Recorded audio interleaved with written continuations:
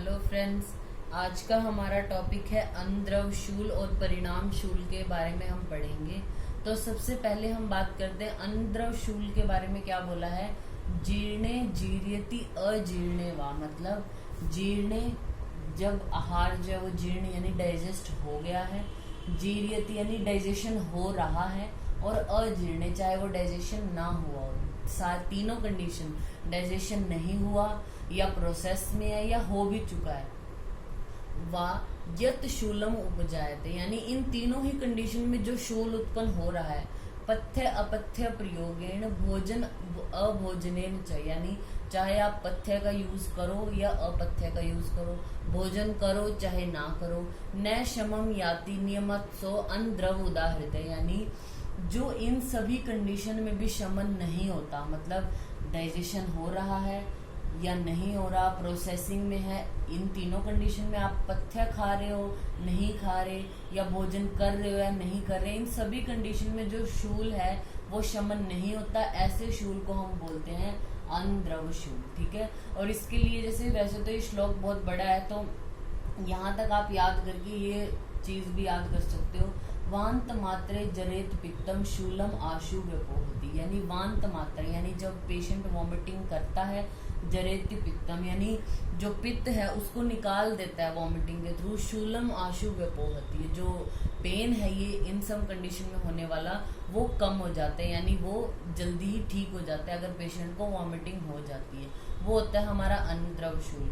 जो परिणाम शूल है उसके बारे में क्या बोला है? भुक्ते जीर्यति यत शूलम, भुक्ते जीर्यति, जो आपने खाना खाया, भुक्ते जीर्यति, जब वो जीर्ण हो गया यानी वो डाइजेस्ट हो गया, यत शूलम तदेव परिणाम, यानी खाने के डाइजेस्ट होने पर जो आपको शूल हो रहा है वो हमारा परिणाम। परिणाम क्या होता है? किसी चीज का रिजल्ट आना।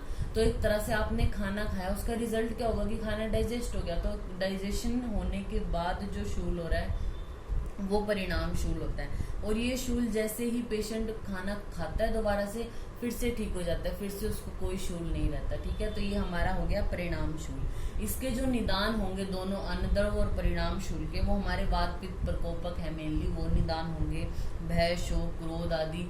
और जो हम अन्न है अजीर्णाशन कर रहे हैं, शमशन कर रहे हैं, अध्यशन कर रहे हैं, वो सारे तो इंक्लूड होंगे। दूषित अन्न, बासी अन्न का सेवन करना, तो वो सब इसके निदान होते हैं। फिर आते हैं इसके भेद। जो हमारा अनद्रव शूल होता है इसका कोई भेद नहीं है। ठीक है। जो परिणाम शूल है इसके हमारे 7 भेदों का वर्णन है। परिणाम शूल के 7 भेद कौन से हैं? वात पित्त कफ और इनके द्वंद्वज और सन्निपातज, यानी वात पित्त कफ, वात पित्त, वात कफ, पित्त कफ और सन्निपातज, ये 7 प्रकार का है।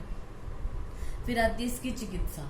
इन दोनों की चिकित्सा क्या होगी? निदान परिवर्जन, यानी संक्षेप क्रिया योगो निदान परिवर्जन। जो भी रीजन की वजह से ये उत्पन्न हो रहे हैं उन हमें कारणों का त्याग कर देना है। ठीक है। जो अनद्रव शूल है अभी हमारा, इसमें आपने क्या कराना है? पेशेंट को वमन, विरेचन, और आपने जो अम्ल पित्त में कही हुई चिकित्सा है वो करनी है यहाँ पे। ठीक है। तो वमन कैसा करना है? पित्तांत वमन कराना है पेशेंट को, कफांत विरेचन, और जो अम्ल पित्त में कही गई चिकित्सा है वो करनी है हमें अनद्रव शूल में। फिर आती है परिणाम शूल की बात। तो परिणाम शूल में नॉर्मल क्या बोला है? लंघन कराना है पेशेंट को, वमन कराना है, तिक्त द्रव्यों से विरेचन कराना है, फिर बस्ती देनी है शूल के शमन के लिए। अब इसके तो टाइप्स हैं परिणाम शूल के, तो उसमें जो वातज है, वातज वाले में हमें पेशेंट को स्नेह देना है। जो पित्तज है, पित्तज जो परिणाम शूल है उसमें हमें शीतल द्रव्यों या विरेचन कराना है पेशेंट को। जो कफज है परिणाम शूल, उसमें उसको वमन कराना है, उष्ण और तिक्त द्रव्य देने हैं। फिर आती है अब इन दोनों की जो अनद्रव और परिणाम शूल है इनकी जो संशमन हम योग ये डिस्कस करते हैं या योग हमें लिखने होते हैं एग्जाम में, वो कैसे याद करेंगे? तो शमन चिकित्सा में सबसे पहले इसके लिए जो रस भस्म पिष्टि आती है वो है अम्ल पित्तांतक लोह। इसमें हमने क्या बोला? अनद्रव में इसकी अम्ल पित्त के समान चिकित्सा करनी है, तो अम्ल पित्तांतक लोह है, शूल गज केसरी रस, शूत शेखर रस और कामदोधा रस है।